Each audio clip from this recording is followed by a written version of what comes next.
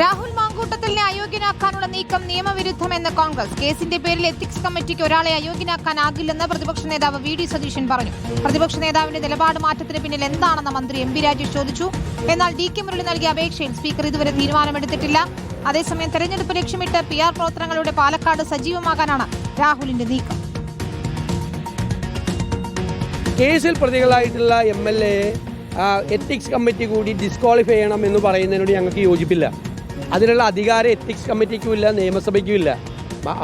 Palakkad MLA കാര്യത്തിൽ ഞങ്ങൾ സംഘടനാപരമായ ശക്തമായ തീരുമാനമെടുത്ത് അദ്ദേഹത്തെ ഞങ്ങൾ പാർട്ടിയിൽ നിന്ന് പുറത്താക്കി.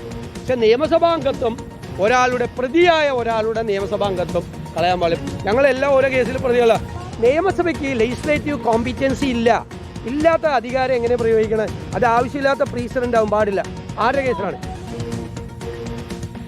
പ്രതിപക്ഷ നേതാവല്ലേ ഇത്രയും കാലം അവകാശപ്പെട്ടത്? ഒരു പരാതി പോലും ഇല്ലാതെ ഞങ്ങൾ നടപടിയെടുത്തുന്നല്ലേ? ഒരു പരാതി പ്രളയം വന്നില്ലേ? പരാതി പോലും ഇല്ലാതെ നടപടിയെടുത്തു എന്ന് പ്രതിപക്ഷ നേതാവ് മേനി പറഞ്ഞതാണ്. പിന്നെന്തിനാണിപ്പോ മറിച്ചൊരു നിലപാടെടുക്കുന്നതിന്റെ താല്പര്യം എന്താ? പ്രതിപക്ഷം രാഷ്ട്രീയമായിട്ട് അങ്ങേയറ്റം പ്രതിരോധത്തിലാണ്. റോഷിപാലാണ് ചേരുന്ന വിശദാംശങ്ങളുമായി. റോഷിപാൽ, എന്തുകൊണ്ടാണ് കോൺഗ്രസ് ഇത്തരമൊരു നിലപാടെടുക്കുന്നത്?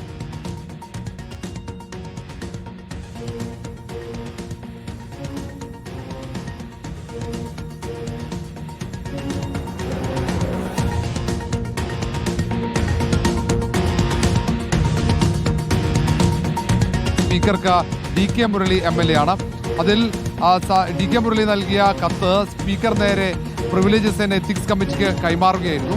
ആ കത്തിൽ എത്തിക്സ് കമ്മിറ്റി 23-ന് ഡി കെ മുരളിയുടെ മൊഴി രേഖപ്പെടുത്തുന്നുണ്ട്. ഏതായാലും ഇതിൽ വിഷയം സഭയ്ക്കകത്ത് ഉന്നയിക്കുക എന്ന ആവശ്യമാണ് ഡി കെ മുരളി മുന്നോട്ട് വെച്ചത്. അതിനപ്പുറത്തേക്ക് അയോഗ്യനാക്കണമെന്ന ആവശ്യം ഡി കെ മുരളിയോ LDFO മുന്നോട്ട് വെച്ചിട്ടില്ല. അതേസമയം നിയമസഭയിൽ വിഷയം അവതരിപ്പിക്കാൻ അവസരം ലഭിച്ചാൽ ഒരുപക്ഷെ അവിടെ ആ നിലപാട് സ്വീകരിച്ചേക്കാം. ഏതായാലും എത്തിക്സ് കമ്മിറ്റി ഇനി രണ്ടുപേരുടെ രാഹുൽ മാങ്കൂട്ടത്തിലിന്റെയും മൊഴി രേഖപ്പെടുത്തിയതിനു ശേഷം നൽകുന്ന റിപ്പോർട്ട് അടിസ്ഥാനമാക്കിയാകും സ്പീക്കർ AN ഷംസീർ ഇക്കാര്യത്തിൽ ഒരു തീരുമാനമെടുക്കുക.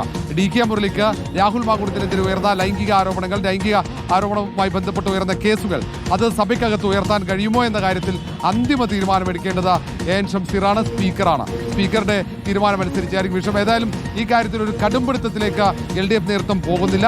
ഏതായാലും എന്തുകൊണ്ടാണ് രാഹുൽ മാങ്കൂട്ടത്തിന് സംരക്ഷണം നൽകാനുള്ള തീരുമാനത്തിലേക്ക് പോകുന്നത് എന്ന് വ്യക്തമല്ല.